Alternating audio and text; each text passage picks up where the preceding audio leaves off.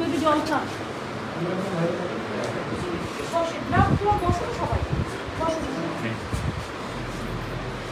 আপনি কখন এসেছেন?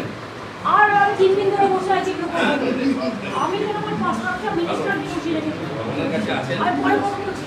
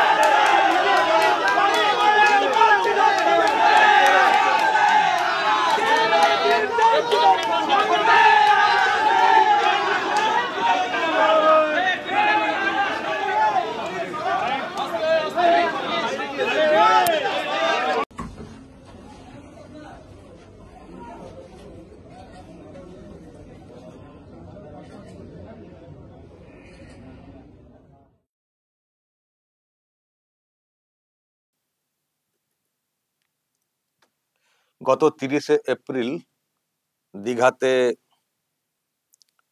রাজ্যের মুখ্যমন্ত্রী তথা দিদি তার কাছে গজা পেড়া খেয়ে একটা অন্যরকম পরিস্থিতি তৈরি করে আজকে বিজেপির নতুন যিনি সভাপতি হয়েছেন শ্রমিক ভট্টাচার্য, তাকে উত্তরীয় পড়াতে হাজির দিলীপ ঘোষ। সেই কাজ হয়েছে, কোনো বিঘ্ন কিছু ঘটেনি এবং শ্রমিক ভট্টাচার্য তিনিও এটাকে সাদরে গ্রহণ করেছেন এবং বেশ ভালো একটা সম্পর্ক তিনিও ব্যক্ত করেছেন। আর দিলীপ ঘোষও বেশ এনার্জি নিয়ে ওখানে চিৎকারও করেছেন বিজেপির পক্ষেই। শ্রমিকদা জিন্দাবাদ সেটাও বলেছেন, একসঙ্গে লড়তে হবে সেই বার্তাও দিয়েছেন। অনেকে বলছেন যে বিজেপিতে একটা ঐক্যের ছবি ধরা পড়ছে, কারণ একটা জল্পনা কল্পনা তৈরি হয়েছিল যে 21শে জুলাই দিলীপ ঘোষ টিএমসিতে যেতে পারেন, মানে টিএমসি যে মঞ্চ 21শে জুলাইয়ের সেখানে থাকতে পারেন। যদিও আমি আরামবাগ টিভির তরফ থেকে দুদিন আগে বলেছিলাম সেই জল্পনা কল্পনা ঠিক না।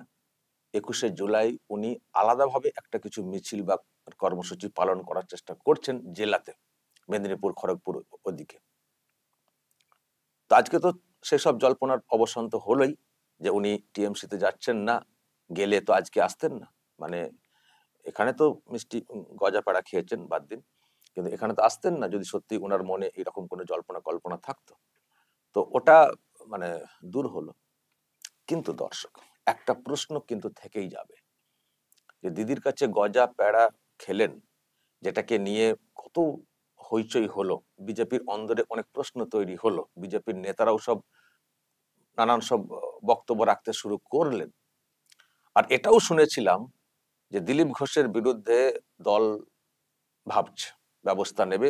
উনি যেহেতু মানে এই মানে বঙ্গ বিজেপির বড় দায়িত্বে ছিলেন, বড় নেতা, এমএলএ এমপি হয়েছেন, তো ওনার ব্যাপারে দল এবং বিজেপির যে মানে কেন্দ্রীয় যে কমিটি তার সহ সভাপতি ছিলেন, ফলে কেন্দ্রীয় নেতা, তো ওনার ব্যাপারে মানে কেন্দ্রীয় বিজেপি যা সিদ্ধান্ত নেওয়ার নেবে। কিন্তু আজকে যে দৃশ্য দেখা গেল, এখান থেকে কি উঠে এলো?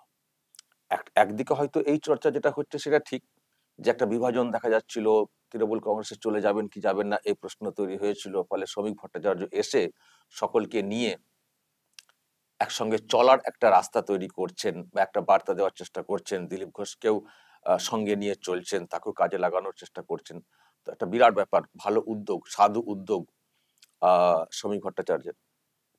এই যে কথাটা বলা হচ্ছে এটা যেমন একদিক দিয়ে ঠিক, কিন্তু আরো তো একটা প্রশ্ন উঠবে যে দিদির কাছে গজা পেড়া খেয়েও কোন রকম কোনো প্রশ্নের জবাব না দিয়েও বিজেপির সভাপতির কাছে সাদরে গৃহীত হয়ে গেলেন। তার মানে এই দলে কি কোনো অনুশাসন নেই? এই দলে কি কোনো মানে নেই, আইন শৃঙ্খলা ব্যাপার, মানে দলের আইন শৃঙ্খলা না, মানে দলের যে শৃঙ্খলা, সেই সব বলে কিছু নেই। তার মানে এই দলে থাকা লোকজন যা খুশি করতে পারেন। আজকে এখানে থাকবেন, টিএমসির বিরুদ্ধে কথা বলবেন, টিএমসির যিনি নেত্রী তার সব নানান বিষয়ে প্রশ্ন তুলবেন, তিনি মুখ্যমন্ত্রী হতে পারেননি গোটা পশ্চিমবঙ্গের সেটাও বলবেন, তিনি আইন শৃঙ্খলা ঠিক করে দেখতে পারছেন না সেটাও বলবেন, তিনি হিন্দু হত্যা করছেন সেটাও বলবেন, তিনি বিজেপি কর্মীদেরকে শয়ে শয়ে মেরে ফেলার ব্যবস্থা করেছেন তার কর্মীদের মাধ্যমে সেটাও বলবেন, আবার ডাকলে আমন্ত্রণ করলে তার কাছে গজা পেড়া খেতে চলে যাবেন, আবার তারপরেও আপনি সাদরে দলে মানে গৃহীত হয়ে যাবেন, দলের তরফ থেকে কেউ কোনো প্রশ্ন করবেন না। তো তাহলে এটা দাঁড়াচ্ছেটা কি? তার মানে এখানে যা খুশি করা যায়, যা খুশি করা যায়। আপনি বিরোধী দলে থাকতে পারেন, কিন্তু আপনার ইচ্ছে হলে আপনি শাসকের সঙ্গে মিষ্টি জল, জলপান সবকিছুই করতে পারেন, কোনো ব্যাপার নেই। দলের কর্মীরা মরলে মরবে, সেটা আপনার কথা, মানে মানে অত অত ভাববার দরকার হবে না। মানে আপনি যা খুশি করতে পারেন, আপনি আপনি আপনার সুযোগ সুবিধা মতো যেটা মনে হয় আপনি করবেন, আপনি সৌজন্য দেখাবেন, কুশল বিনিময় করবেন, আপনার ব্যাপার। তো এখানে দল মানে কিছু করবে না, দল কিছু বলবে না। এই বার্তাও কিন্তু মোটামুটি এখান থেকে আজকে পরিষ্কার হয়ে গেল, এই বার্তাটাও পরিষ্কার হয়ে গেল। ফলে যে দিলীপ ঘোষকে নিয়ে একটা প্রশ্ন তৈরি হয়েছিল দলে, সেই দিলীপ ঘোষ যদি আজকে এইভাবে বিনা প্রশ্ন, মানে জবাব ছাড়াই, অ্যাটলিস্ট শোকজের যে জবাব বা বিষয় বা ইত্যাদি বা কোনো ব্যবস্থাপনা, যদি এইসব ছাড়াই, এবং শুধু তাই না, উনি ওখানে গেছেন, তারপর লাগাতার ব্যাখ্যা করে গেছেন, বলে গেছেন, দাবি করে গেছেন, যা করেছি বেশ করেছি, যা করেছি বেশ করেছি, উনি কিন্তু বলে গেছেন লাগাতার। দুদিন আগেও বলেছেন। বিজেপির অন্য নেতারা জগন্নাথ মন্দির নিয়ে প্রশ্ন তুলেছেন, টাকা নিয়ে প্রশ্ন তুলেছেন, সিস্টেম নিয়ে প্রশ্ন তুলেছেন, উনি বলেছেন, উনি দুদিন আগেও বলেছেন আমি মন্দির হিসেবে গেছি, আমাকে আমন্ত্রণ করা হয়েছে, মুখ্য সচিব আমন্ত্রণ করেছেন, আমি গেছি, বেশ করেছি। মানে এই যে বেশ করেছি, তারপরেও দল তাকে কদর দিয়ে করছে, আর তার অনুগামী লোকজনেরাও তো চিৎকার করার সুযোগটা পেয়েছেন। ঠিক আছে, তারা হয়তো একটা অংশের লোকজন আছেন তার সঙ্গে, কিন্তু অ্যাটলিস্ট দল যে একটা অনুশাসন নিয়ে চলে, দলের যে একটা শৃঙ্খলা বলে কিছু আছে, দলের লড়াইয়ের ক্ষেত্রে একমুখী থাকার একটা যে নির্দেশ বলে কিছু থাকে, বা নেতাদের থেকেও কর্মীরা মানে মানে যারা কর্মী আছেন আমি বলছি, তাদের জীবন আমাদের কাছে যে অনেক বেশি গুরুত্বপূর্ণ, যারা আমাদের কর্মীদেরকে মেরে ফেলে, বাড়িতে লুট করে, তাদেরকে আমরা কখনো সমর্থন করতে পারি না, তার সঙ্গে কখনো আমরা এক চেয়ার, এক সোফা শেয়ার করতে পারি না। এই এই এই বার্তাটা কিন্তু এলো না, এটা বলতে পারি। দিলীপ ঘোষকে দেখুন, দিলীপ ঘোষ বিজেপি নেতা, ঠিক আছে, নো ডাউট, মানে বিজেপিতে থাকবেন, থাকা উচিত, কিন্তু বিজেপি কিছু বলবে না। মানুষটি এরকম করলেন আর চলে এলেন, ঢুকে পড়লেন, উত্তরীয় পড়িয়ে দিলেন, শ্রমিক ভট্টাচার্য পড়ে ফেললেন, হয়তো তার কিছু করার ছিল না, মানছি, কিন্তু জিনিসটা দাঁড়ালোটা কি? এই তো দুদিন আগে পর্যন্ত শুনছিলাম যে দিলীপ ঘোষের ব্যাপারে কেন্দ্রীয় দল নেতৃত্ব সব ভাবছে যা করার করবে, ইত্যাদি ইত্যাদি। তো তাহলে তার সেই রেজাল্ট কোথায়? তার রেজাল্ট কোথায়? এখন তো বলে দিন একসঙ্গে সবাইকে লড়তে হবে, দিলীপ ঘোষ আপনাকে দরকার আছে, আপনিও দিলীপ দা এগোবেন, বলে সব নাকি মেলামেশা সব হয়ে গেছে আর কি, মানে সব মানে দূরত্ব ঘুচে গেছে। ওই যে কি একটা সাংবাদিক বলছিল না, বরফ গললো, বরফ গলে একেবারে জল হয়ে গেছে। কিন্তু বিষয়টা কি সত্যি সত্যি দলের পক্ষে ঠিক হচ্ছে?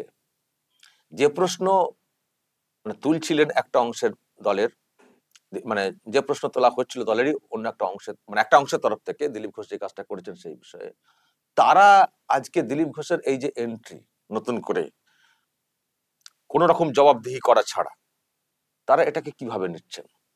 তারা এটাকে কিভাবে নিচ্ছেন? তাদের হয়তো মানে বক্তব্য প্রকাশ্যে আসছে না, কিন্তু তারা কি সন্তুষ্ট?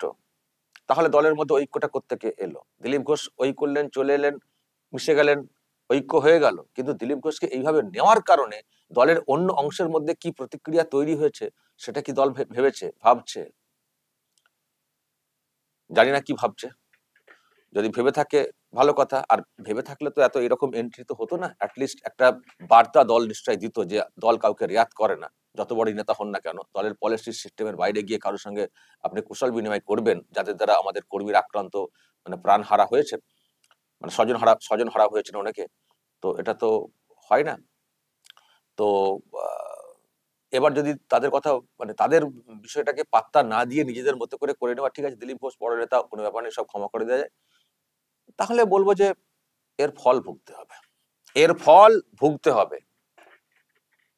আর আজকে যেটা হলো, এই গজা প্যাড়া খেয়ে আবার তৃণমূল এই বিজেপিতে ফিরে যাওয়া, অনেকে ভাবছেন যে তৃণমূল লোকেরা হয়তো অখুশি হলেন, অখুশি মোটেই না।